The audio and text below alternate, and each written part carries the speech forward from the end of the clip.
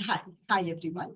This is Dr. Sunita Patel. I'm a physiotherapist, and my special area of interest is women health. And into women health also, I am very happy to deal with the issue with pelvic. The person is suffering from pelvic health. So I'm into pelvic health since 2015, and it's been like 9 years. I am learning a lot about this subject, not through the books, research, publications, as well as my patients, because patients are something which is going to give you the real learning. And the subject, what I learned, as per uh, in a comfortable way. Actually, my webinar is not like a professional. It's not very professional, but it's very simple to understand. This is what I believe, that we should talk with each other in a simple language, because the pelvic floor is the area which is lying at the private, like we also call it as a private part, intimate part. So the pelvic floor health is related to the private and personal health. So that's why we should be very simple in our communication with the patient, and it should be able, they should be able to understand that as well.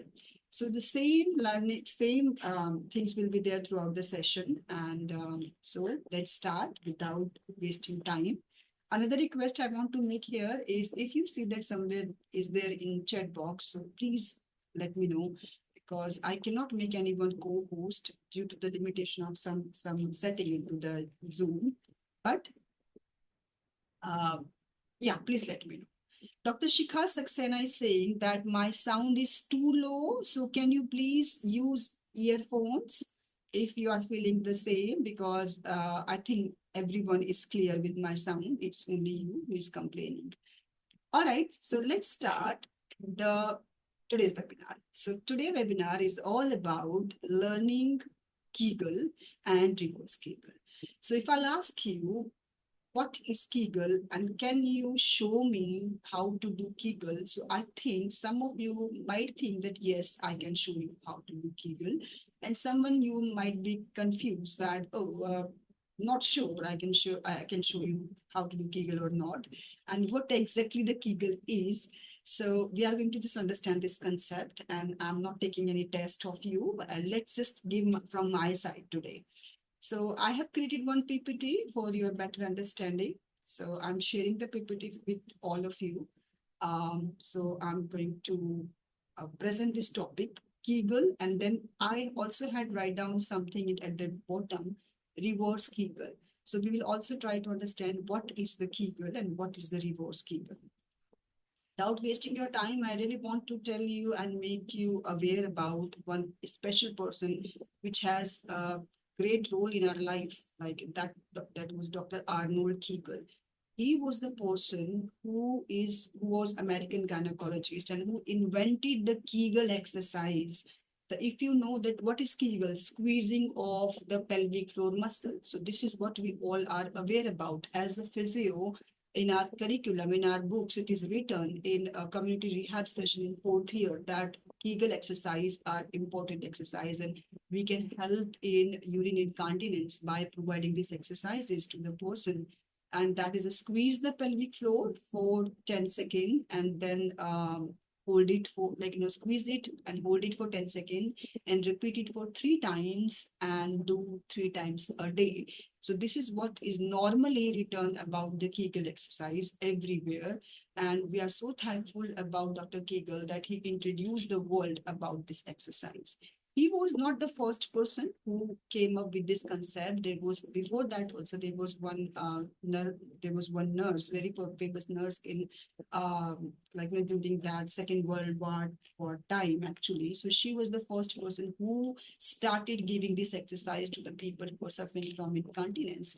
But he is the one professional who kept and who put this in front of the world, that this muscle are present into the pelvic region, and these are the skeletal muscle. And if we can train these muscles like we are training other muscles of the body, like you can train the biceps, triceps, abs. The same way we can also train this muscle also. So the same concept, the same principle of increasing the power and strength he used into the pelvic floor also. And he started giving this treatment to all in this exercise to all the people, all the patients who were coming there in his clinic and suffering from urine incontinence. So that's why he found that whenever he was giving this exercise to the patient, there was a significant improvement into their symptoms. And after, 1 or 2 years and 3 years of their practice, then he started digging into the subject, and then he started this exercises. He started this exercise in 1940, but he came up in the he published this idea in front of the world in 1948. So there was altogether, we can understand that it's kind of decade he spent behind this exercise. And and he also gave this exercise his own name. So we know that these are the Kegel exercise, and which is given by the very, very famous gynecologist, Dr. Kegel or Arnold. Okay. So this exercise became the first line of treatment. Then after that, for urinary stress urinary incontinence. When we say that patient is suffering from urine incontinence, we should understand the urine incontinence can be different types. It can be urine incontinence because of the muscle weakness, the pelvic floor muscle weakness. Whenever pelvic floor muscle is weak, in this case, Kegel exercise is the first line of treatment. But the urine incontinence, there can be other issues like nerve weakness, this issue with the pudendal nerve, which supplies that area, pelvic floor. So in that case, we really need some kind of stimulations also. So it is not only the exercise of incontinence or only the treatment of incontinence. We should also understand, we should respect the limitation of this exercise. So whenever muscles are weak, we can always count on these exercises. Now,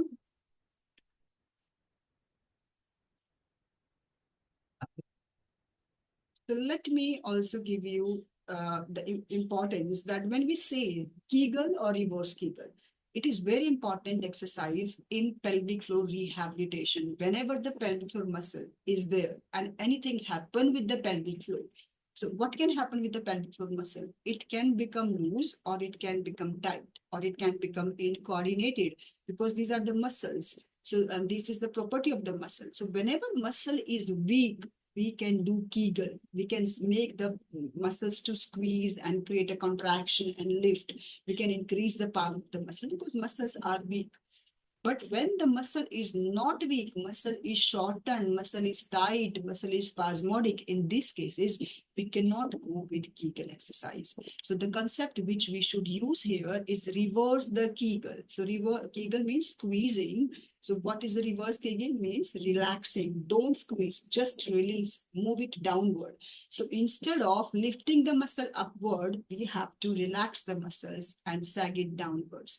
So perform any activity which can create a load onto the muscles and which can help into creating the extra mobility, extra stretching, extra movement into the muscle. So more movement is that which we can achieve by relaxing the muscle, by increasing the mobility into the muscle. And that's why the reverse Kegels comes into that area, that particular cases. So still, this exercises, both exercise, Kegels and reverse Kegel, because we know the reverse Kegel concept, but we don't know, we are not that much aware about the reverse Kegel concept.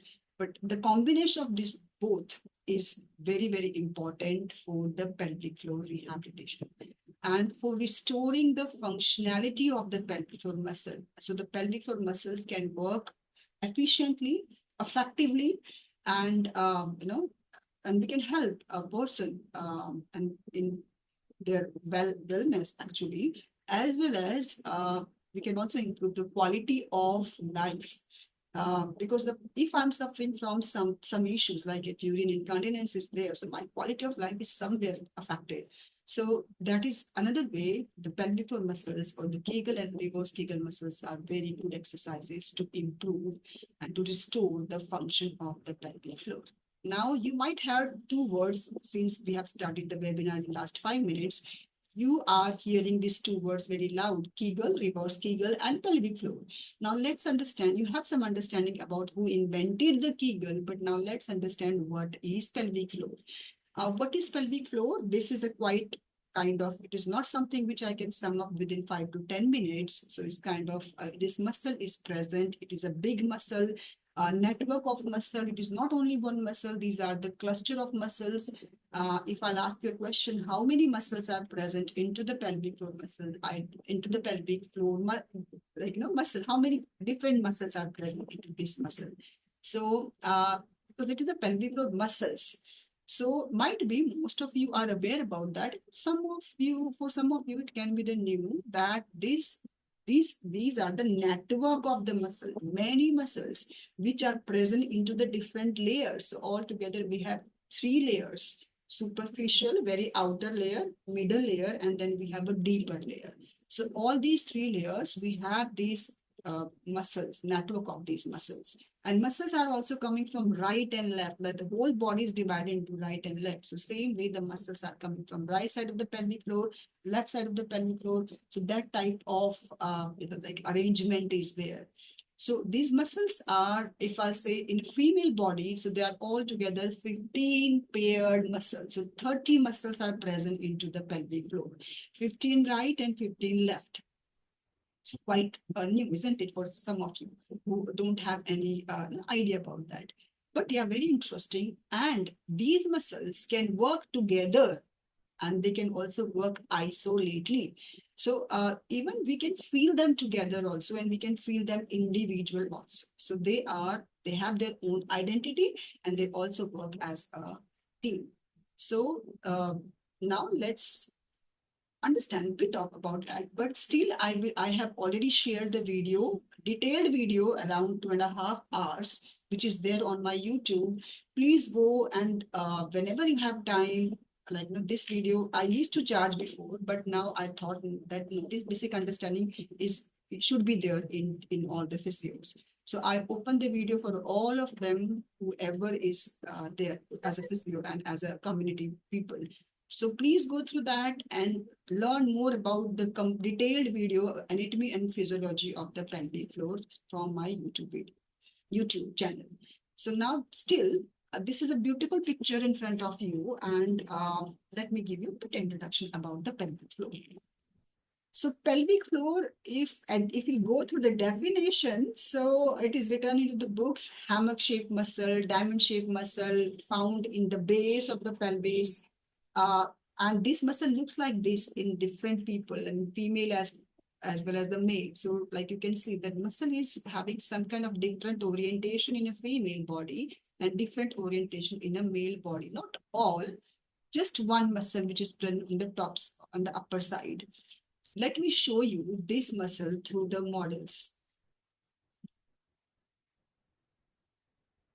So the first is just to understand the importance of the muscle. First, you have to understand this. We all are aware about this. We are familiar with this pelvic bone. We know that we have a right and left pelvic bone. They are connecting together in front with pubic symphysis. Posterior also we have 2 SI joint. We have this big sacrum. We have this coccyx, which is also attached with the sacrum. So this is a bone, and we have ilium, we have pubic, we have ischium. So this is the ischial tuberosity, this is the ischial spine. So we all are aware about this. So this whole pelvic bone is creating a wall, a framework actually. So it is like the room where you're sitting right now, you have walls into that room. Now these walls are formed by the bone, and the bottom of that is completely empty. We don't have any bone at the bottom. So this part is completely covered by the pelvic floor muscle. Okay. And now let me show you that how it is covered with these muscles like this. The muscles came in front of this empty space. Muscles are providing the support to the floor. So that's why the name of these muscles are pelvic floor muscle. Floor of the pelvis, those muscles that are the pelvic floor muscles. Now these muscles are, you can also see that they are coming all the way from one side to, they are traveling from anterior to posterior. You can see like this. They're traveling from here to here. So some of the muscles, they originate from pubic symphysis and then they go all the way and they insert around the coccyx. So we call it as a pubo because they're coming from the pubic to the coccyx, pubococcygeal muscle. We have some muscles which are coming from the ilium part and they are going towards the coccyx, iliococcygeus. Same we have some muscles around the posterior part, ischium, which is coming from the ischium, ischiococcygeus muscle. So these are the deep, like you can say the name of this muscle and how beautifully the muscle is covering all the parts, all the sides. Front to back, lateral to back, and posterior to back. Everything is covered. You can see that how this muscle is going and how it is creating this kind of stability between the pubic symphysis as well as the coccyx. So these muscles are working as a stabilizer of the bone. If this bone is like this, like saggy bone, it's like it can move, too much of mobility, but due to this muscle, you can see the stability into the pelvis. So that's why the one function, important function of this muscle is stabilizing. So you can understand if this muscle, and this muscle should have a tone all the time so they can maintain the stability. So if this muscle don't have a tone, if the muscle tone is weak, so what will happen with that stability, with this muscle? It will start coming downward. It will start getting descending. So descend down. So the moment it will start descend down, so the stability is going to affect it. So that is a stabilizer, which we really want, and just to create a better stability of the whole pelvic bone. If this stabilizer is good, you can see the coccyx is on the right area. Okay, so coccyx is stabilized. You can see the sacrum is stabilized. So somewhere this muscle is directly correlated with the back. If this muscle is weak, it can cause issue to the back pain. The back pain issues can come into the picture. Sacral pain can come into the picture. So this is very important muscle as a stabilizer, which has a big role in creating the better stability to the whole pelvic, lumbopelvic region, lumbosacral region, completely is stabilized with the help of this muscle also. So that's why we are saying it is a core muscle. So you can say that up to posteriorly here it is going, and then we have back muscle, then we have front muscle, this rectus abdominis is also coming here.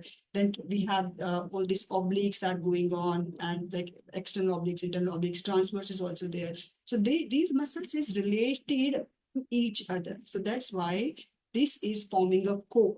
So if this muscle is weak, it can definitely affect the complete core. Abdominal muscles can start getting weakness, even the back muscles can start getting tension, and that can also affect the diaphragm, because these muscles are very, very, it's the kind of, they have the same movement with the diaphragm. So they are working in the same pattern. So we'll also discuss about that in upcoming slides, but you should understand that how important these muscles are creating the back stability and the whole body stability and postural stability, you can say. So muscles are important. So this is the muscle which is in front of you is the deeper layer of the pelvic floor, deep layer. So we call, you might have heard a name, levator ani. So this is the levator ani, deeper layer. And you can also see that into this levator ani, there are some openings are present. These are the openings from here and from here. The openings are present. So we call it as a urogenital opening, like urinary system is coming from here, genital system is coming from here. Now, what is the urinary system? Bladder and urethra. So urethra is passing from here. Urethra and bladder is sitting here. So urinary, urogenital system. Genital means reproductive organs. Now we have uterus as a female. We have vagina. The vagina is also passing through this part. And same way, urogenital system, when we say in a male part, so look, this is a female, and this is, like, for example, bladder, and this is the urethra of a female, and this is urinary system, and this is the uterus with the vagina, genital system. They both system are lying into the pelvic cavity. And I'll just put that into this bony cavity. You can also say that, you can also see that this pelvic floor and the bone together, they are forming a cavity. And into this cavity, we call it as a pelvic cavity. in this cavity, our organs are resting, our pelvic organs are resting. So now the first organ which I am going to put here, the first anterior organ is the bladder. So let me put the bladder here just behind the pubic symphysis. You can see it is a visible bladder. And same way, if you see downward, so bladder has a urethra which is coming outside. So that's why this is a female structure. So urethral orifice of the female, we can visibly see into the vestibular area, and urine comes from here. So this part, this pelvic floor muscles are providing space so the urethra can come out. Same way, we have another organ which is present just behind that urethra, this bladder, that is a vagina, and vagina is attached with the uterus. So let me put that on the top of, in the middle part. So this is how it is situated into the pelvic cavity. So on the top of the bladder, uterus is there, and uterus is having all this, our endometrial wall are keep getting formed during the, it is going to help our reproductive life as a woman, and baby grows here. So this is very important organ for us. And it has a canal which is attached, and this canal is also coming out through the pelvic floor muscles. So pelvic floor muscles are providing the space, so these two canals can come outside.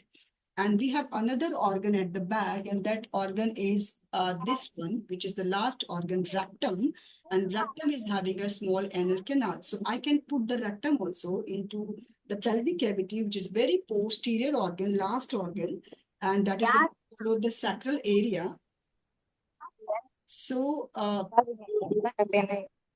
so that is following the sacrum. This is the rectum is present, and rectum has an anal canal which is coming outside from this opening. So we can say that muscles are arranged in such a way, a beautiful way, that it is providing the space. It is covering the whole downward floor, but the floor is having those kind of circular arrangement. The muscle is having circular arrangement that it provides some kind of sphincteric action around the canals. So if these muscles are so they are providing the space. So this is the, you can say that levator ani is coming in direct connection with the pelvic organs. So what levator ani is doing? Levator ani is supporting the pelvic organs from all way, from front to back. And this levator ani, better strength of the levator ani is responsible so the organ can stay in a proper position. I am an organ, I should stay into this position if the floor is good. But if the floor will not be good, if it is a weak floor, so what will happen with me? I'll start descending downwards. So this is what we are calling it as a prolapse, pelvic organ prolapse. So why the prolapse is going on? The one reason can be the descending, the weakness of the pelvic floor, and the organs are falling downward, and the gravity is also going to pull the downward effect. That can give weakness to the ligaments, which is holding the organ into the pelvic cavity. So ligaments start getting weaker into the pelvic cavity. Like we have many ligaments which support the urethra, bladder. You might have heard about round ligament, broad ligament, uterosacral ligament, pubovesicular ligament. There are many ligaments are present. So they will start getting, because gravity is pulling the organs down. So if I'm an organ and I have my ligaments, so they will be strained on the ligaments and they will start getting weaker. And that can also give, in starting the load can give pain. So that can be the reason of deep pelvic pain as well. So we really want a good toned pelvic floor. Okay, so that is important part. So supportive function. So we understood the stability function, and then this is the second function, which is the stability. And the third is the canals are crossing. So when the canals are crossing, the muscles are arranged in such a way, you can say this beautiful muscle, which is a superficial muscle. So we have, like, as I told you, deeper muscle levator ani, then we have a middle layer, and then we have a superficial, more external layer. Assume that if someone is in front of you, what you will see at the perineum, there will be hair present. If you remove the hair, there will be skin. If you remove the skin, then after removing the skin, you will see one facial covering. These muscles are wrapped in a beautiful fascia, and these muscles are present just under the skin. So these are the superficial muscle. And after that, once you remove the superficial muscle, our sexual organs are present. Like you can say that our male is having prostate, the penis is passing, female is having the clitoris. So this is the clitoris, which you can say clitoris is a different organ. So our sexual organ is not a vagina actually, which is a big myth. Everyone is thinking the vagina is a sexual organ, but we don't have that sexual sensation inside the vagina, which gives a good that kind of sensation. So we have a separate organ God has given us, and the name of this organ is clitoris. And this organ is same like the penis. You can say this is the penile structure of a male, and this is the how the penis is like coming like that. So same way, we have a small clitoris, and this is a penile structure. So penis is also having these two legs. Our clitoris is also having these two legs. Penis has a large body. Our clitoris has a small body. Penis has large glands. Our clitoris has a small gland. Our things are hidden. As a women, we are always, we hide our things. So our clitoris is also hidden. Penile structure is visible, but the clitoris is hidden between the superficial layer and the middle layer. So if I say that this is the superficial layer and this is the middle layer, so this clitoris is hidden between both of them. So you can also understand that if these muscles, how important these muscles are in increasing the better blood circulation towards the clitoris and towards the penis. Because the muscles are strong, they create a good circulation, better pumping action. So better quality of the blood, a better amount of the blood will start pumping towards the sexual organs. And sexual organs, they are erotic into nature. They need erection. So the erection happens when the blood rushes towards this organ. They're like a balloon. They will expand like a balloon when the blood will be there. And whose responsibility is this? To sending more blood. That responsibility is the muscles which surrounds those organs. So we have two muscles. This is the bulbocavernosus in a female, and this is the ischiocavernosus of a female. Under that, this organ is present. So these two muscles plays an important role into sexual functioning. So what is the sexual functioning? Like we have a desire to have sex, we have arousal, we are having penetration, we are having orgasm, and then relaxation. These are the 5 stages. Now the pelvic floor muscles plays role in all the stages. So what these muscles are doing into the first desire is not, it's controlled by brain, but the second stage, when we say that arousal during this part, these muscles create a contractions and they send a lot of they create a lot of pumping action, and they create a pumping over all these venous arteries, which are going to supply the sexual organs, and blood start moving faster. And all the cavernosas which are present, the empty chamber, the spaces, they start getting filled with the blood, and erection happens. So erection is erection is not only happening into the female, into male, it is also happening into the female. You might have seen that like kind of swelling going on around that area. So these muscles are important for erection. If these muscles are not strong, so erectile dysfunction is something you might be aware about, because this is the penis, and penis is having this base, and the whole base of the penis is covered by the pelvic floor muscle, bulbocavernosus muscle. So if this muscle is weak, and this muscle is another on the top of the leg, just covering the leg, ischiocavernosus muscle. So ischio and bulbo, they are very, very important muscle for male. If these muscles get weak, so like you can say that blood will not go up. Okay, so and these muscles create a better, like they work like a ring, like I'm using this ring. So if this is the penis, these rings are the pelvic floor. So after erection, what we want the erection to sustain for some time. Till the time the person is finishing his sexual activities. So erection is sustained with the help of better squeezing from these muscles. Bulbocavernosus, it works like a ring. If this muscle is weak, you can understand that person is not going to sustain the erection. He might achieve erection, but he will not sustain the erection. And that comes here might be premature ejaculation. So you can understand that these two muscles are very, very important for sexual functioning in case of male, and same thing happen in a female also. We also want our clitoris to get filled up with the blood, and we really want so it can give sensation to the brain. So it can compress the nerve endings, and can send the signal to the brain, okay, all the sensory system. So it's very important these muscles functioning. That's why the third functioning comes here is a sexual functioning. Not only into the arousal stage, even into the penetration stage. For a female, it is important, the muscles, because when we do penetration inside the vagina, we don't want these muscles, which is surrounding the vagina, bulbocavernosus, we don't want these muscles tight and closed. What we want at that time for penetration, we want the door should open. So we want relaxation into this muscle. So relaxation is a very important thing which is important, the important property of this muscle, which helps us. So something can go inside the vagina, and not only inside the vagina, we want these muscles to relax and not having any tension and tightness, because the urethra is also passing through that. Penis is also passing through that. If these muscles are not relaxed, they are tight, person is going to feel pain during urination, pain during ejaculation, pain during sexual activity. So this is very, very important that we should understand that muscle should have a good strength, better tone, and the same way muscle should have another property, which is the relaxation property. Now, any cases, any sort of issues, whenever these muscles are tight, you might have heard about vaginismus, vaginal muscle spasm, vaginismus. So now the spasm of vaginal muscle, so what they are going to cause?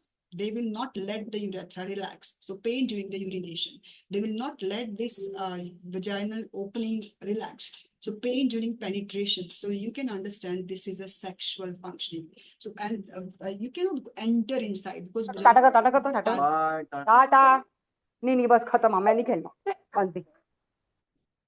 because these vaginal muscles are spasmodic, so we don't want that. Penetration is the important function. And even gynecological examination, in penetration, during the catheter insertion, it is important. So we don't want that around this area.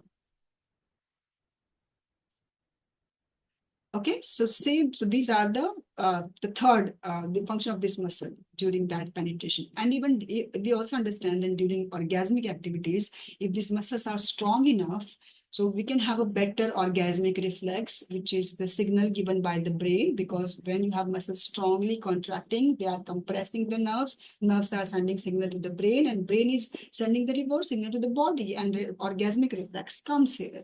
So this is very, very important muscle, which supports us into sexual functioning. So sexual role is also there.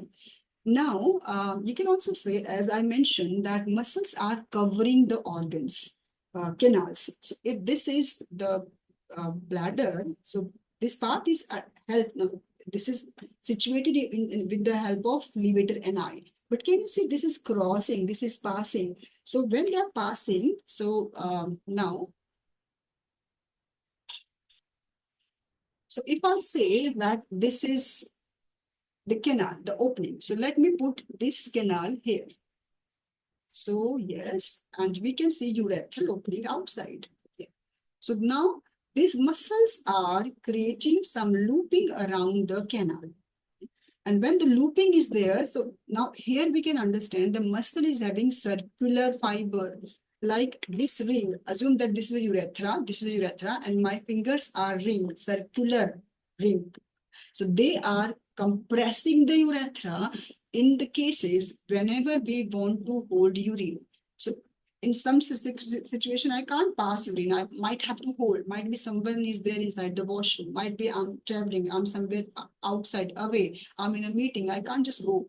So in these circumstances, whenever a person required to hold urine, these muscles create an extra contraction over the urethra, and they don't let the urine, because urethra is urethra is a smooth muscle, and we also can call that it is behaving like an internal sphincter, isn't it? And this internal sphincter is under the control of the brain. Brain is going to relax the urethra the moment the bladder is full, and bladder is sending signal to the brain that I am full, I can't expend more than that.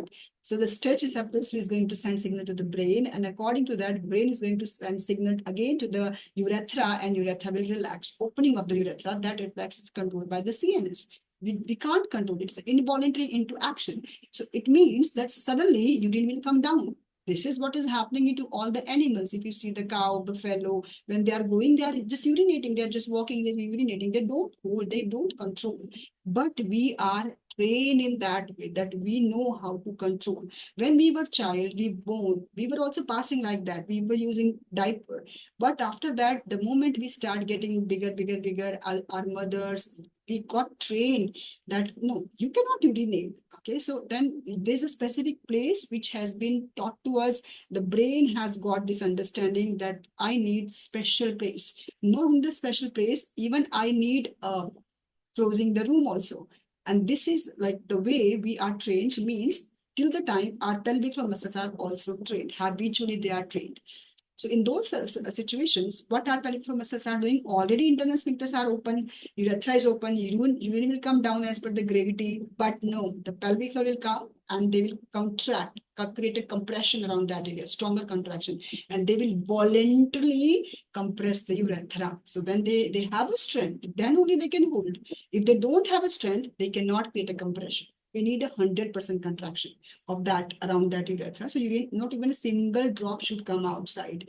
But for this power, this kind of contraction, we need a strong, powerful muscles which should have a better squeezing effect. Not only the squeezing effect should sustain for some time. We also needs endurance into the muscle. Otherwise, within 2-3 seconds, 4 seconds, there might be you are holding for 3-4 seconds, and then it is like this is more urgent. You are just passing on the way of washroom. So that can happen. So what is this? Why the urine leakage is going on? Urine leakage is going on when your muscles cannot control, cannot compress, cannot hold your urethra. So now this is again the weakness of the pelvic. Fourth is, same thing happens around the anus, because anus is also 3 centimeter canal, 3 centimeter canal, and that is covered by the pelvic floor muscle. So you can see this is a quite big pelvic floor muscle around the anus. Now anus is crossing that area. Okay, the whole 3 centimeter length is covered by that. So yeah, if you want to defecate, if the defecation sensations are there, urge is there, so we can't just defecate like that. These muscles are going to create a contractions because these are again circular muscle fibers. And they will, right muscle, left muscle, they are going to come, and they like some muscles are coming and they are like creating the circulation around me and anus. So the anus will get squeezing completely whenever we have to hold gas, whenever we have to hold stool. On those kind of situation, muscles are going to work as a compressors around the anus, and we can hold our gas and our stool also, and we don't do this defecation. So this is an important functioning, sphincteric functioning, not so closing functioning. And even if I want to pass urine, my muscles should not have the tension that they are not letting the urethra relax. I want the whole muscles should come as a team, compress, and whole muscles should relax. So if I want to urinate and I'm to washroom, I lower my, I sit on the commode, and then I'm waiting, I'm there to urinate. So during urination, I don't want any difficulty. I don't want any stress. I don't want to put stress that, oh, I can't urinate something, my urine is stuck. Some obstruction, no, I don't want. These muscles can create an obstruction if these muscles are tight and they're not gonna let your urethra or your canals relax. We can say in other terms, like it is a voiding dysfunction. The voiding dysfunction, I have a pain during urination. I can't void. What you have to void? There are several things which you have to void. If through the urethra, we are passing as a female, we are passing urine. But as a male, you are also passing semen. So semen means ejaculation. So ejaculation of semen through that passage can be also painful. So ejaculation is a painful. Urination is a painful. So it means voiding dysfunction. So why? Because muscles are tight. One reason can be the muscles are tight. Same way when we talk about anus. So defecation issues, you can't defecate. Another time we are saying, oh, I'm constipated. It is not only constipation. Constipation is a big term. It can be related to the gut health, it can be related to the rectal health, or it can also relate to the pelvic health. If the pelvic floor muscles are tight, which is all pulling that organs anteriorly and relaxing, and if these muscles are tight, so they will not let the anus to relax. They will not let the puborectalis muscle, which is all around the rectum, it will not let the rectum relax. If the rectum will not relax, stool will not come into the anus. So this is what we are saying is the puborectalis spasm, puborectalis fugus. Puborectalis is not coordinated. So something happened with the puborectalis muscle is tight. So if that is tight, you can't defecate. And if you can't defecate and you're into the position, so what we will do, we'll apply voiding pressure. So we will even increase the pressure by holding the breath, by making some sounds, that kind of sound. And whenever we are creating that sound, so we are defecating from one part, the anus. We want muscles around the anus to relax. But this load is going to fall in the whole pelvic floor. And due to this load, you might have a weakness develop into other areas.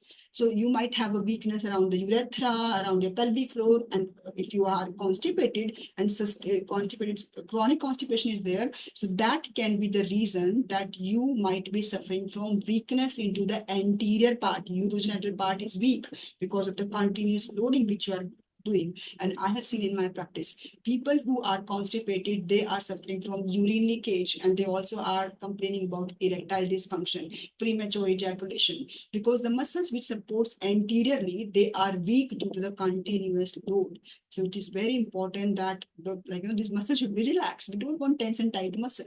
So you can understand here that the muscles around the urethra can give you voiding dysfunction. The muscles around the rectum can give you defecation issues. Same way, we have a muscles around, in a female body, we have a muscles around the vagina. So muscles around the vagina, if they are tight, so you can't penetrate. Or if you are penetrating, it might be painful penetration. So it can be vaginismus, no penetration, or it can be painful penetration, means dyspareunia. So if the painful penetration, so if you are having sex with the pain, so this is not again a pleasurable activity. So female will not like that sex if I'm feeling pain. So dyspareunia can come. And if in some way, I assume that if and if you can't penetrate, so what will happen?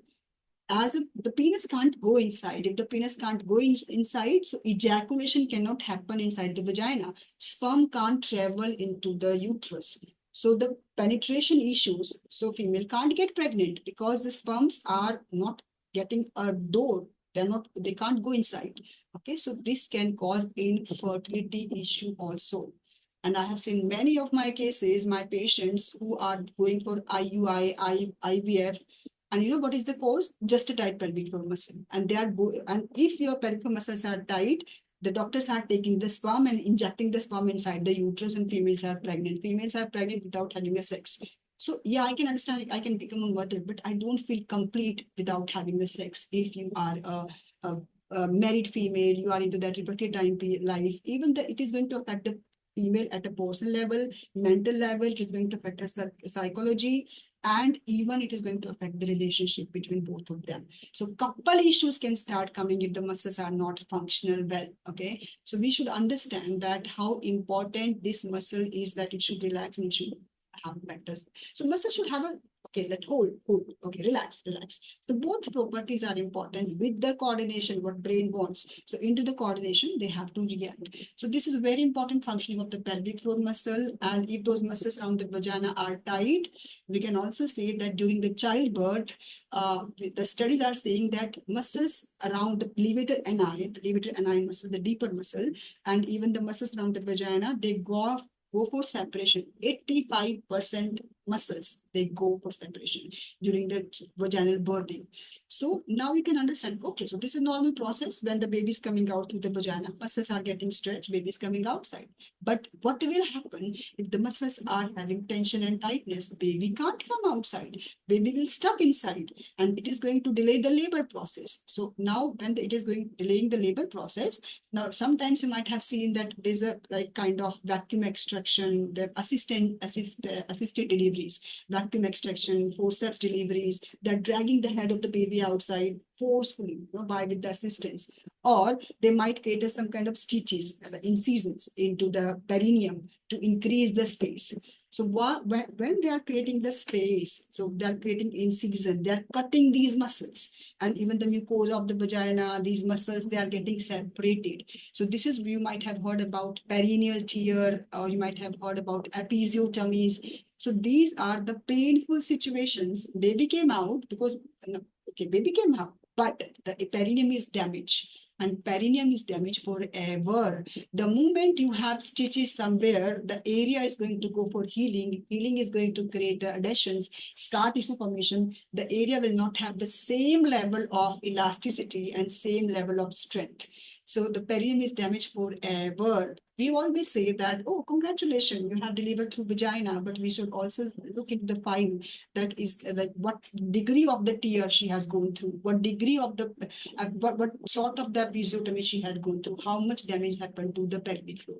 And that is going to give her a long-term, pelvic health related issues. And you can say that after having the episiotomy, the scar, the stitches, what will happen with these muscles? Because these muscles, we call it as these muscles are coming from the side, and we call them as the superficial transverse perineal muscle. These two muscles are coming from the side, ischial tuberosity, and they are merging into the perineal body. So if you cut those muscles, they are separated. So what will happen after that? They are going to stitch the fascia, okay? And then the healing is going to happen. So this healing is going to create a tension downward here. So due to the tension, these muscles will get shortened. When they are shortened, they will pull what? The ischial tuberosity closer. Because they are short, and there's a shortening, they don't have an elasticity. So the moment they will pull the ischial tuberosity towards each other, now let's bring our physio outside. So if these are the ischial tuberosity and these are the muscles which is supporting ischial tuberosity in a right place, but if these muscles are tight, so what they will do, they will create a tension into the ischial tuberosity. They will come closer. The moment the ischial tuberosity will come closer, please look at the back, okay, carefully. If these ischial tuberosities, they are coming closer, have you seen the space increased? Okay, so SI joint pain, both side, one side. So if the female is having one side SI joint pain, both side of SI joint pain, we should please rule out that what sort of delivery she has gone through.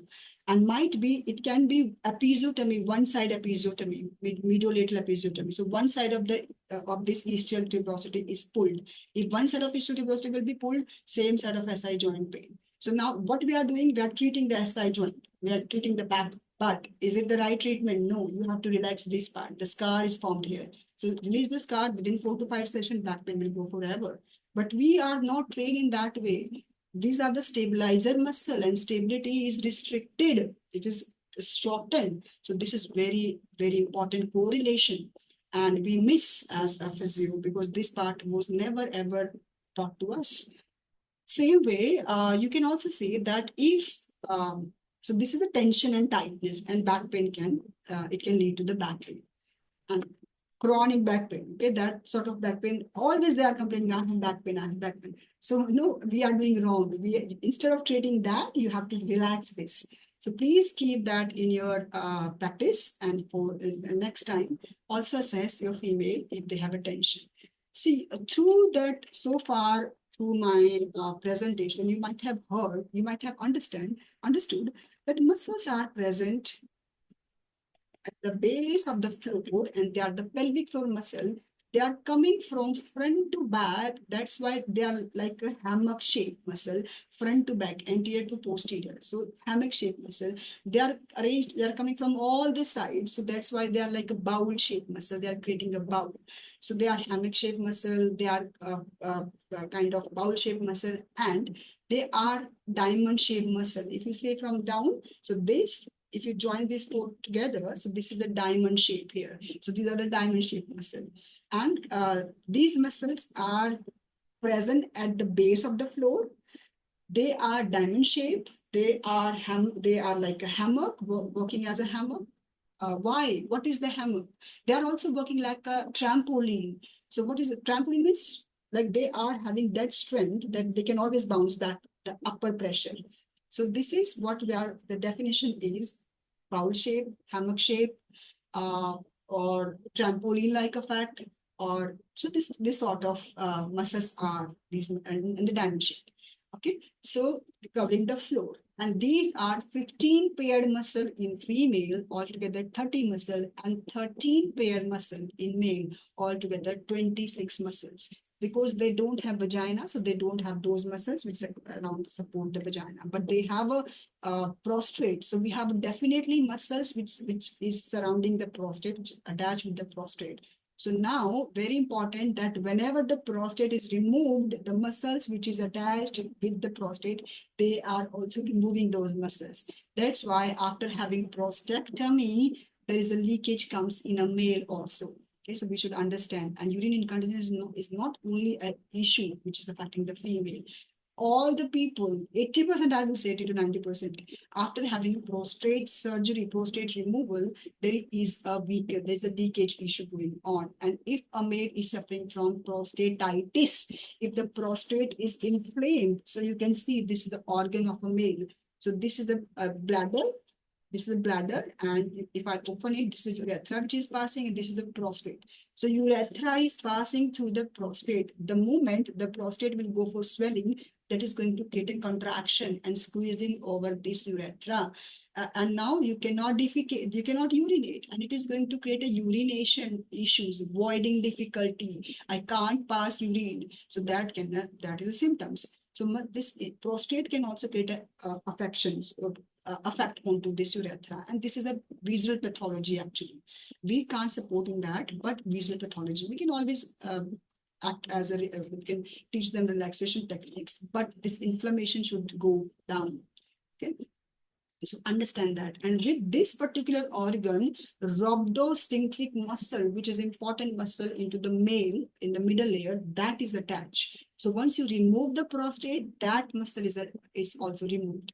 So that muscle is important, which is creating a squeezing around the urethra. That is a compressor around the urethra. So sphincter around this, important sphincter around the urethra. So you can understand that will have urine incontinence. So prostatitis can give voiding dysfunction, and prostatectomy can give you kind of leakage. Okay. So far, these muscles has a big role, and we really want these muscles should be there. And in some cases, the muscle is holding, some cases the muscle is supporting, some cases the muscle is stabilizing, some cases the muscle is helping us in a sexual functioning, and some cases the muscle is working as a circulatory action. They have a circulatory action. So these are the 5 functions of the pelvic floor. And if you say that, okay, what is the pelvic floor dysfunction? So pelvic floor dysfunction is when your muscle has some issue. Either she can't hold, she don't have strength, or either she's too much tight. Muscle is too much tight. So muscle can be tight around urethra, vagina, or around the anus. Anywhere muscle is tight. So whenever the muscles are tight, it's going to create issues. It will bring the ischial tuberosity together. When the ischial tuberosity is together, it is going to create the whole lumbosacral imbalance, the sacral SI joint pain, muscle tension at the back pain. That is going to affect anterior transverse abdominis muscles also. That is going to affect the linea alba, rectus abdominis. So they are all, as the core will start getting tight, or in case of tight belly. Okay, tension. And that tension from all the sides, assume that you have a balloon and you are compressing the balloon.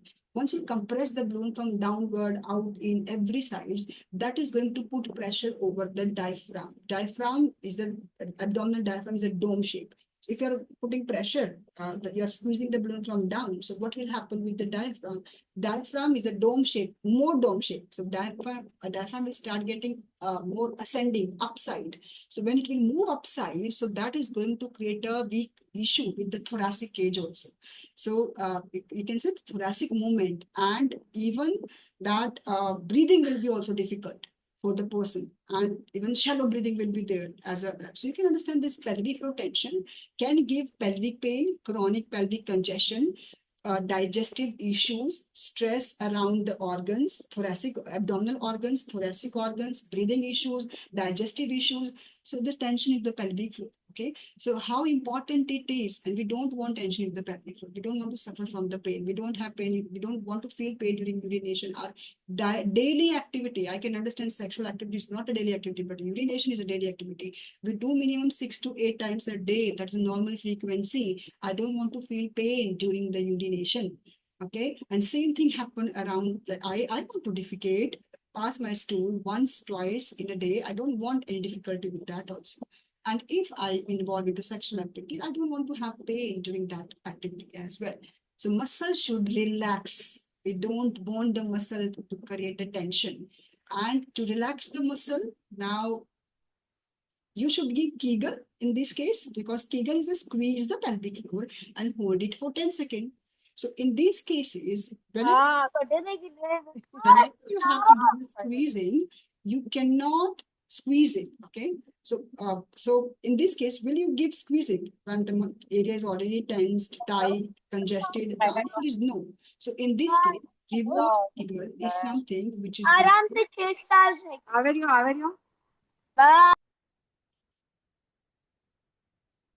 okay. Please mute yourself, huh? So we don't want unnecessarily weakness to that area. And we don't want to, we have to give the right exercise. So if muscles are tensed and tight, so no Kegel, okay? No Kegel. So the word should come here, relax. So means reverse. Reverse the effect of the Kegel. Relax the muscles. Reverse Kegel comes. Same way, when the muscles cannot hold, this is a descending downward, gravity is pulling it down, organs are falling outside, they cannot compress the canals, you can't hold urine, you can't hold your stool, you can't have the sexual sensation because of the like weakness into those muscles, and you cannot even create that kind of circulatory effect on the veins, which is present in the pelvic region. So you can also get piles, hemorrhoids, the veins will start protruding outside. Supporting them, they are not supportive. They are not compressive. So they are not compressing, okay? So they are weak muscles. So whenever the muscles are weak, they don't have any strength. Yes, go for Kegel. So create power into that and create squeezing. Teach the muscle, educate the muscle to squeeze. Okay, so there we have to go for Kegel exercise. So now I think it is very clear. Let me take you through my slides, because my presentation through me is somewhere, I think, is understood, but let me just go one after another. So this is a bit difference between this bulbocavernosus, this is the male penile structure, and this is the bulbo, which is covering like a ring, and this is the female bulbo, which is splitting into two parts. So this is a simple difference in urogenital triangle, urinary and genital triangle. Anorectal triangle, posterior triangle is completely same in both male and female. It's only anterior triangle, and you can understand how beautifully they are creating the floor of the pelvis, and into this pelvic floor, the organs are supported and their respective canals are passing. And you can understand in this way, if the muscles are strong, they have a good tone, they will not create a weakness into their ligaments, and organs will stay into the right position without descending here and there. So they will be stabilized in there. They have a mobility, they can expand and contract, but they should not move here and there. So this is very important thing which we need for our organs. So pelvic floor muscle is very important, and they are behaving like a better support. And we really need a good pelvic floor to support our organs, to support our canals, and to support our function, and to do our functioning very with like kind of efficiently and optimally. Okay, we really want that. So they support us, they support our organs, they provide stability to the whole bone, they create a sphincteric action, they help us into the sexual functioning and circulation. So what is the good pelvic floor? Good pelvic floor which can contract whenever you want to contract and hold. So they have to obey what the brain is sending signal. I want to contract, I want to hold my gas, urine. Okay, so hold it. So coordination, they should be active at the right times. Sneezing, coughing, loading, lifting, jumping, laughing. They are the activity which is important functional activity. During this particular time, whenever those activities are going on, they increase intra-abdominal pressure. So whenever intra-abdominal pressure is increased, they are going to put pressure downward over the pelvic organs. and pelvic organs will move down and they are going to put pressure over the pelvic floor muscle. So pelvic floor should not descend at that time. What pelvic floor should do? It should work. It should create a bouncing pressure like a trampoline. So they should be active when intra-abdominal pressure is there. Sometimes you might have seen that some females or males, they are like whenever they are sneezing, jumping, coughing, they have a leakage. So it means the trampoline action of the pelvic floor muscle is weak. So that they are not active at the right time. Don't do scribbling, Mr. Akmal, MD Akmal. And the muscle should be relaxed at the right time whenever we want them to relax, like during urination, defecation, and penetration, during sexual activity, during the childbirth. You don't want tight muscles. And they should relax at the right time. Okay, they should be relaxed completely. Okay, they shouldn't be partial relaxation. We want them to relax. All the muscles around the anus should be relaxed if I'm defecating. So what is the good pelvic floor? Which can maintain the tone. We don't want ascended pelvic floor. We don't want descended pelvic floor. We don't want tight pelvic floor. We don't want weak pelvic floor. If the pelvic floor is too tight, too ascending, the term we use for that type of dysfunction is a hypertonous dysfunction. And for the muscles, when the muscles are loose, saggy, the term which we use is a hypotonous pelvic floor dysfunction. And there are many factors which can create a weakness. So this is a simple one slide. I don't want to give you, I don't want to give you the fear about something, but this is fact that hormones can affect this muscle. Lifting can affect this muscle, lifting heavy weight.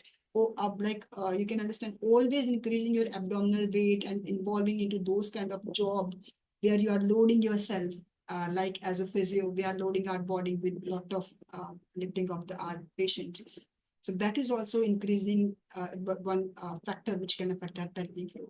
Sudden fall, sudden accidents, any surgeries, obesity, pregnancy, COPD conditions, constipations, and aging process. They all affect pelvic floor. So it is not only the issue which is going on into the female, it is also issue which is there into the male. So we can say there are two types of pelvic floor issues, hypertonous, but sometimes the issues can be mixed. When you have a constipation, tight defecation issues, and the same time you are having urination. One simple thing, we don't put our attention, we don't lose focus a lot of time, but whenever you are urinating, you are not defecating. One time, one part is active. Not all the areas are active. So there are three canals. If you are urinating, you are not defecating, you are not involved into sexual activity. If you are involved into sexual activity, only that part is working. The bladder and the rectum, you are not urinating, you are not defecating. When you are defecating, you are not into sexual activity and you are not urinating. So the muscles around that specific area are active. But sometimes one side of the muscles are, if you are urinating and defecating at the same time, please, it means you have a mixed pelvic issues on. Somewhere muscles are tight and somewhere muscles are weak. Just to treat those issues, exercise plays an important role. And Kegel exercise, what sort of exercise? The body is designed, like somewhere we need stretching exercise, somewhere we need strengthening exercise. So you have to relax, increase the mobility, or you have to increase the strength. There are only two principles of our physiotherapy exercise. Now, whenever we say that we have to increase the strength, now Kegel comes. And whenever it will increase the power, strength, endurance, the Kegel comes. And whenever you have to increase the mobility in case of tight structures, so we have to focus on the reverse Kegel. So pelvic floor or Kegel exercise is just a small part. I will not say it is 100% of the pelvic floor rehab. It is only 5% of pelvic floor rehab. Because exercise are not everything. We have a different form of, Kegel is not everything. We have a different form of exercise. We have a progression of the exercise. We have a progression during the activities, positions, and sometimes we need different trainings. Sometimes we need endurance training. Sometimes we need training for the slow twitch muscle fibers. Sometimes we need training for the fast twitch muscle fibers. This is what you will understand when you will have a deep knowledge of the pelvic floor. And you can definitely learn it from the books. You can join some workshops, webinars. Whenever you have an opportunity, please try to dig into this.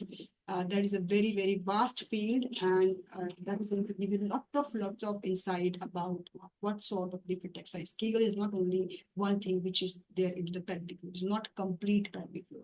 We have to give the person complete rehab. It is incomplete. Same way, we have electrotherapy modalities. We need to use that also whenever we are talking about the neuro nervous system, that stimulations, biofeedback devices, and manual therapy, the techniques like perineal massage, stretching. There are external perineal kind of techniques we are using, internal inside the vagina, inside the rectum. We are using that techniques, myofascial release technique, trigger point release technique, vibration use inside and outside. We have stimulators outside, inside. So many things are there. The pelvic floor is like an ocean. So many things are there. But today's session was understanding the exercise. Oh, someone has done the scribbling. Can you please remove it? It is irritating. Okay, it is disturbing actually because it is on the screen and the focus is going there. I don't want to focus, but still it is somewhere diverting. So today's session was about teaching you the pelvic floor muscle contraction, teaching you the Kegel and teaching you the reverse Kegel. Okay, just to teach you the Kegel, I have to come onto the screen and you all need to grab a comfortable position. Please sit down in a comfortable position if possible. And let's start. Let me teach you the Kegel exercise.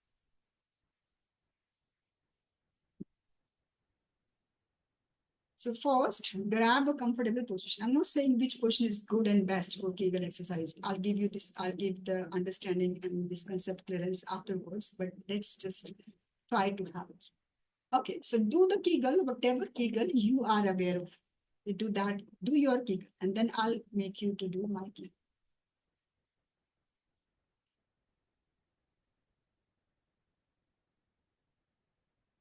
Sit down and do Kegel, please. Squeeze your pelvic. This is what we are doing now. Squeeze your pelvic. Hold it for 10 seconds. 1, 2, 3, 4, 5, 6, 7, 8, 9, 10. Relax. Hold your pelvic floor. Squeeze it. Hold, hold, hold, hold, hold, hold, hold, hold, hold, hold. Relax. So my command to you, or the command you are giving to your body, is squeeze the pelvic. Now you understand now, because as a physio, you know that where the muscles are present. Okay. But now let's feel the Kegel. So how to feel the Kegel? If someone is asking you, can you show me how to do Kegel? The answer should be no, I can't show you how to do Kegel because my muscles are inside the body. If they are contracting, how will you know? I have my clothes on. My perineum is not visible. My anus is not visible. My vaginal canal is not visible. Urethral opening is not visible. My vaginal opening is not visible. So how you will understand that I'm creating a contraction or not? When these muscles will create a contraction, there will be compression around the urethral opening, closing of urethra, closing of around the vagina, closing around the anus, upward lift around the perineal body. So upward lift, closing. And this closing we can only see when the person is not wearing clothes. And he is in front of, the perineum is visible in front of me. Then I can see, oh, he's doing the Kegel or not. Otherwise, with clothes on, you cannot, you don't know. I can't show you I'm doing the Kegel or not. So can you show me how to do Kegel? The answer is no, I can't show you how to do Kegel. Okay, I can make you to feel how to do Kegel. So now how to, as a therapist, how we know that our patient who with the clothes on, he or she, they are doing Kegel right or not, how to feel it. So let me teach you. The first is, you know, the Kegels are coming from pubic symphysis to coccyx, and they are coming from ischial tuberosity to the perineal body. Okay, so because they are coming from up to down and side to in. So they are attached with the ischial tuberosity. Now let's feel our ischial tuberosity first. Use your finger, put beneath your hips, and feel your sits bone. Okay, feel your sits bone, please. Can you feel? Try to feel your sits bone with one finger. Okay, proprioception. Give your brain the right feedback. Okay, this is my finger and I can feel the sit bone. And sit down, and foot should be rested, well rested. Okay, supported. I don't want hanging foot. It should be rested with this stool. Now sit down. Are you into position? If yes, now please make sure that don't use your abdomen. Don't create any action around adductors. Don't squeeze your glutes. No movement anywhere. Just let's focus on to the Kegel. Just try to hold your urine. Try to hold your urine. Hold, hold, hold, hold, hold, relax. Hold your urine. Hold, hold, hold, hold, hold, relax. Okay, when you are holding urine, can you feel some movement around your ischial tuberosity? They are coming together or they are going apart from each other. Any movement around the ischial tuberosity when you are holding the urine, you are lifting your pelvic floor up or squeeze your pelvic floor, lift them up, squeeze, lift them up, close all the orifice, urethra, close the urethra, close, hold. Can you feel your ischial tuberosities are moving closer? Upward movement, spandana, very good. So upward movement, and they are coming together. Ischial tuberosity, can you feel they are coming together? Yes, ma'am. Yes. So means they are pulling closer. So means squeezing is going on. That's why the fact is there, they're pulling the ischial tuberosity. So this way we can see if our patient is doing the good Kegel or not. And during this contraction, this movement of ischial tuberosity, we can see that they're coming together. There should not be any action going on into accessory areas. So you can see now that they are coming and moving together. Second thing is you can put your one hand over the pubic symphysis anteriorly, other finger, you can palpate the coccyx. One hand over pubic symphysis, one hand over the coccyx. And take a position, and I am giving you the command. Hold your gas. Hold your gas. Hold your gas. Can you feel your coccyx is moving anteriorly? Can you feel it is moving some movement around your coccyx? Or some movements around your pubic symphysis, they're coming closer. Hold your gas. They are coming closer. So we can feel this bony palpation whenever we are giving command to our patient. So make him understand, educate him about the pelvic floor, educate them about the correlation of the pelvic floor and the condition they are suffering from, the affected factors, and after that, make them feel those contraction of the muscle by giving the right command. So squeeze, hold your urine. Instead of squeeze your pelvic floor, there's a big term. 15 paired muscles are there. No. Hold your urine. So muscles around the urethra, try to squeeze. So hold your urine. Urine is the command for the patient who is suffering from urine leakage. So hold your urine, hold your urine, hold your urine. That is the command. The patient is suffering from piles, hemorrhoids, or fecal incontinence, defecation issues. So hold your gas, and feel the movement over of their area. So this is the non-invasive method of giving them exercise. We know the invasive method. I can insert the finger inside the vagina or anus and I can tell you, okay, squeeze. So that is the invasive method, but not everyone is comfortable with invasive method. They might feel shy, they might don't remove their clothes. So it's okay. We can still treat and help our patient with the non-invasive method also. Okay. So squeezing is creating a contraction, and holding the contraction for sustained time is the endurance. So assume there's a person. Now bring your MMT scale in your brain, 1 plus 2 plus 3 plus 4 plus, like manual muscle testing scale, Oxford manual muscle testing. So assume that if the patient don't have any power of squeezing, they can't squeeze. There's no movement of ischial tuberosity. If they are not moving, so what they have to hold? Okay, they can't hold anything because they are not moving anything. Please mute yourself. Everyone, you are disturbing. Some people are disturbing the session. Please don't do. Okay, be careful. So if they cannot hold, so how, if they cannot squeeze, so how they will hold? If they can't squeeze, how they will hold for 10 seconds? So this is what the limitation of Kegel exercise, that squeeze your pelvic floor and hold it for 10 seconds if you have urine leakage. So what is urine leakage? Urine leakage is the patient is not able to hold the urine. When he can't hold the urine, so how he hold the area. I'm going to, next time, whoever is unmuted, I will remove you from the meeting. Be careful. So if you can't hold, because already you're suffering from a holding issue, can't hold. So when you can't hold, so how you will hold? The Kegel is saying that hold for 10 seconds. How to hold the tempo of the 10 seconds. So you can't increase the endurance without increase the power of squeezing. So this is what is the simple limitation of the Kegel, and that's why Kegel failed. Kegel exercise is not effective. It is not 100% effective. 98.7% people are doing it wrong, and whoever is doing in a right way also, that effect is not that significant. It should be, because there should be progression into that hold.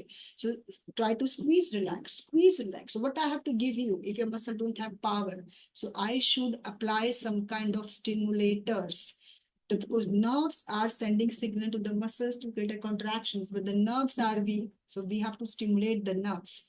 So that's why we have a different kind of treatment protocol, rehab protocol, where stimulators, electrical muscle stimulators, IFT, TENS, we are using those kind of modalities into stimulating that area around those nerves which is supplying that area, pudendal nerve, sacral area, that is from this parasympathetic sympathetics are coming. So it's very important to learn the depth of the pelvic floor. Kegel is just a squeezing, and this squeezing is not going to create a best effect into the pelvic floor. This is one part. You can create a squeeze.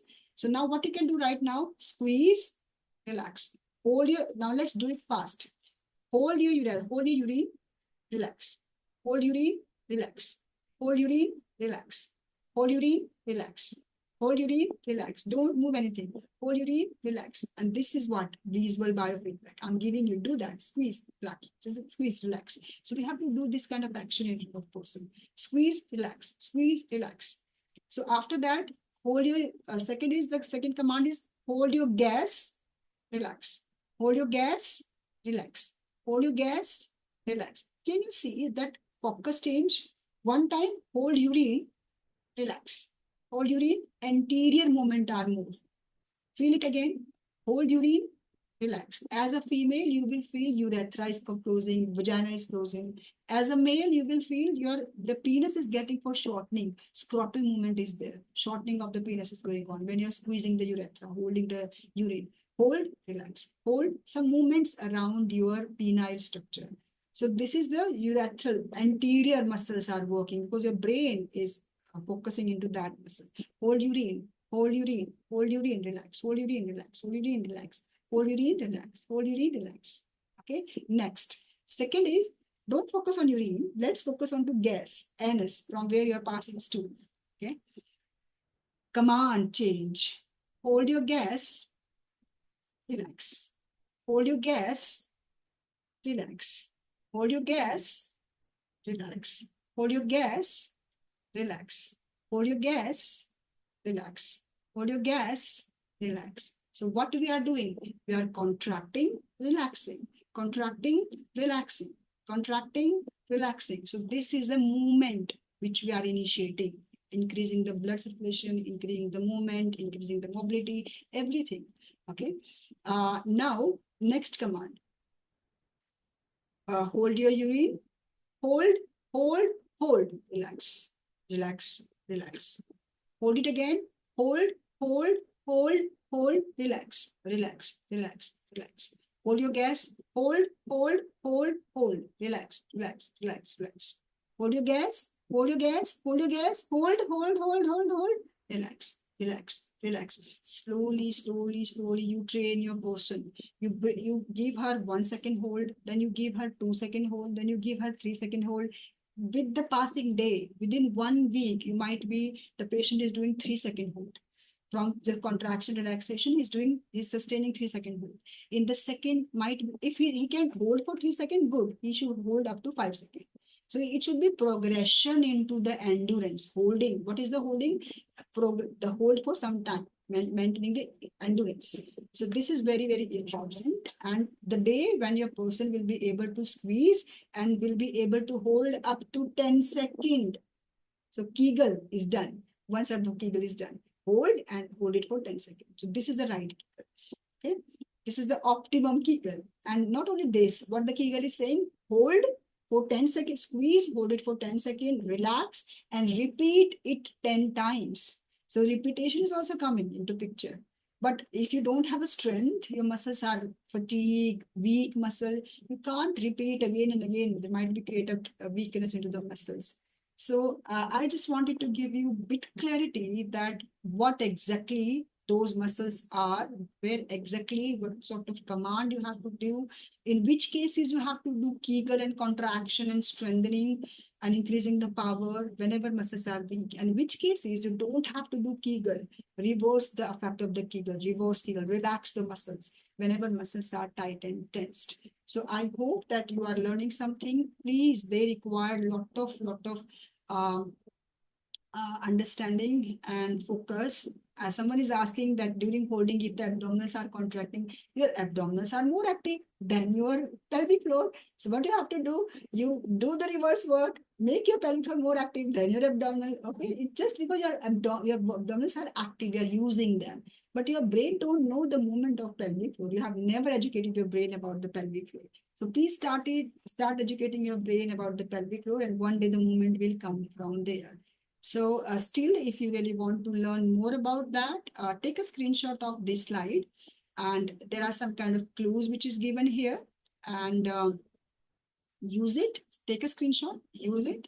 If you feel some kind of not able to understand, so you can go and like there are many videos about the Kegel in my YouTube. You can just again dig on my YouTube and you will find something valuable for you. Breathing is also having a big role with the pelvic floor movement, because like they are same, they're working in the same way. So during breathing, the movement of diaphragm and the pelvic floor muscles are connecting with each other during inhalation. Now, what is going on with the breathing? Let's say, okay, let's understand this breathing relationship also. If you are breathing, air is going down, pressure is falling onto the diaphragm. Diaphragm is moving down, so descending of the diaphragm, that is going to put pressure over the abdominal content, that is going to put pressure over the pelvic content is going to put pressure over the pelvic floor. So what will happen with the pelvic floor? It will descend down. So during inhalation, diaphragm is descending down, abdominals are descending down, pelvic floor is also descending down. So they are descending down during the inhalation. So pelvic floor is relaxing during the inhalation, relaxing. And during exhale, diaphragm is moving up, abdominal contents are moving up, pelvic contents are moving up, pelvic floor is without any load, it is also moving up. So during exhale, your pelvic floor will contract, and during inhale, your pelvic floor will relax. So it means while doing Kegels, squeezing of the pelvic floor, contract, if you are doing the voluntarily contraction. So what you have to do, voluntarily exhale. So contract and exhale. So now let's do it again. Squeeze the pelvic floor or hold your gas and start exhaling. Your contraction will increase. Okay. So in case of weak pelvic floor, focus on exhale. In case of tight pelvic floor, focus on inhale. So this is the correlation. And next is, yeah, you can give your body the proprioception. You can touch the area. You can touch the urethra and tell your brain, give them your brain a tactile stimulation that squeeze urethra. And you can insert your finger inside the vagina and then try to squeeze the vagina. You can insert something inside the vagina like tampons or some kind of vaginal cup or vibrator, something inside the vagina, and try to hold it. And that is a tactile biofeedback. So you have something and you are holding it. So you are activating your muscles. Or touch your anus and try to hold it. Or insert your finger inside the anus, try to hold it. This is the invasive method of creating the squeezing. But non-invasive, invasive, both are there. So you can just follow. Who needs those exercises, pelvic floor exercise? Whenever you are putting load, you are lifting something, you are obese, the central abdominal pressure is increased, any surgery has happened, aging process is affecting you, hormones are going down, a lot of straining is going on during the pooping and constipation, chronic coughing, exercise like special, you're involved into those kind of exercises.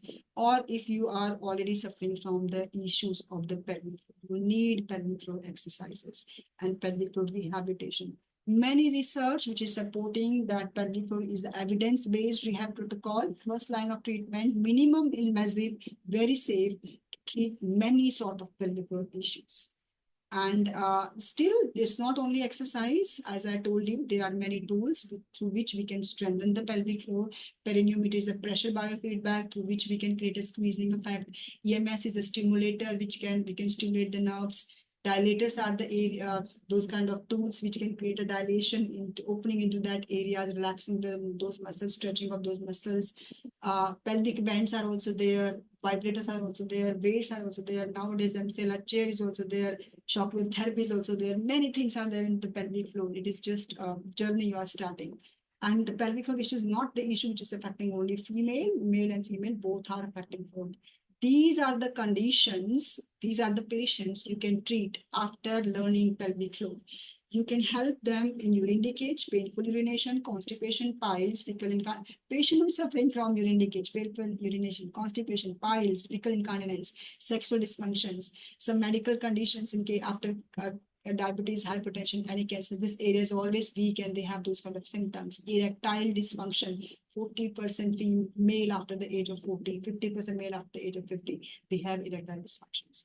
Premature ejaculation, female who are suffering from endometriosis, female who are suffering from interstitial cystitis, female who are suffering from pelvic organ prolapse, female who are having abdominal adhesions after any surgeries, their organs are falling here and there, females whose ligaments are tight, females whose organs, uterus is tilting, vaginal dryness, UTI, sexual pain, tightness of the structure around that area after chemotherapy, removal of the uterus. There might be a lot of adhesions going on inside which can create a tension around that pelvic region, pelvic floor, fascia and pelvic floor muscle tension and tightness, coccydynia, back pain, postural issues, everywhere pelvic floor is very important. So pelvic floor rehab, you can add that in your practice.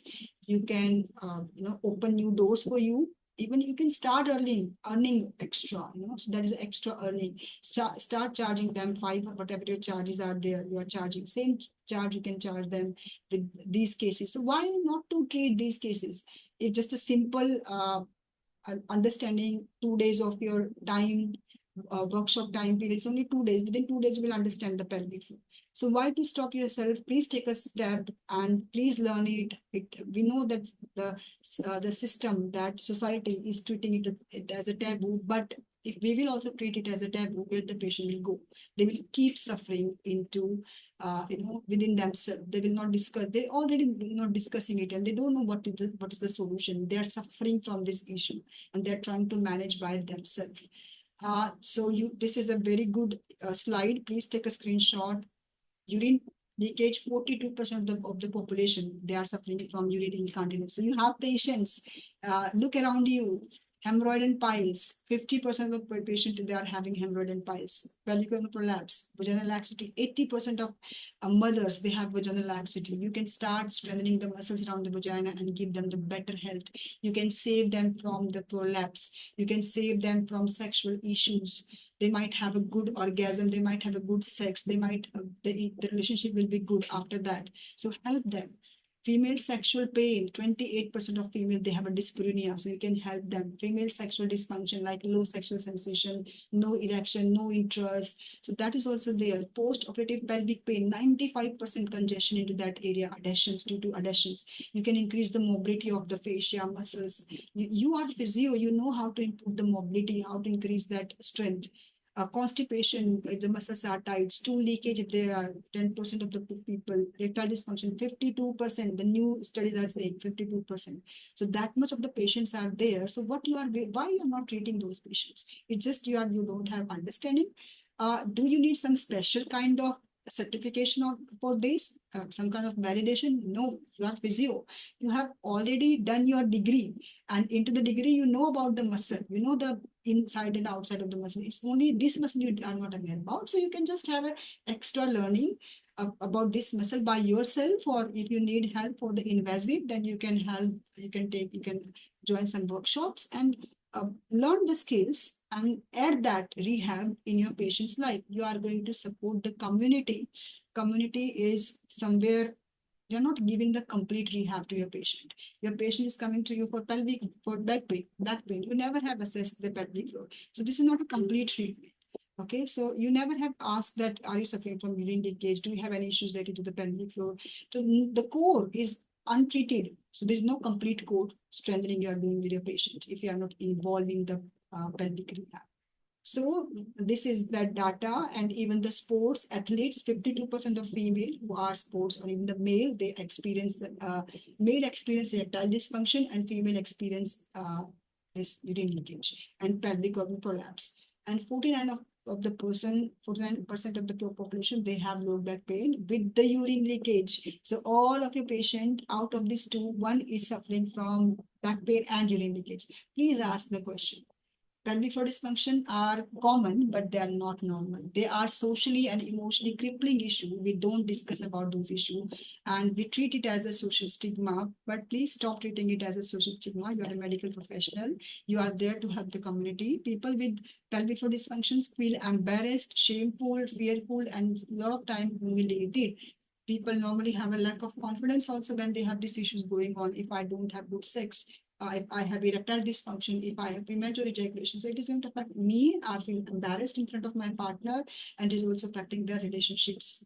And some people may be unable to control urine leakage and start isolating themselves from the community and avoid performing daily tasks due to the poor hygiene and order issue. So they don't go outside into the community. They don't go for social gathering. They avoid traveling, visiting. So you are socially, they are isolated. And when they're socially isolated, you can also understand that they are somewhere alone. They're dealing with this issue alone, and they're not also discussing with someone else. They don't know where to go. So please be loud as a physio. Like this is me, a very happy me, and the girls with me are also very happy because they learned this complete rehab. I really want all of you, male or female. We even started male pelvic rehab sessions, female pelvic rehab sessions. So please come forward. We have these workshops going on in upcoming this year. If you are living somewhere, we can definitely join hands. You can come to our workshop. You can attend it. You can attend that today's workshops. We have online as well as offline, both trainings available, and learn it. And please add pelvic floor rehab and start giving complete care to your patient. And thank you so much, everyone. I think I have added something in your life today. Pelvic floor dysfunctions are not life-threatening, but it affects people positively. This is what is my belief. So let's add this rehab in our practice and start giving them complete care by treating pelvic floor patients. Thank you so much, everyone, for being a part of this webinar today. And I'm happy to have that you have spent your energy, your time, and even your efforts. You are also here. Thank you so much. Yes. I'm stopping the recording.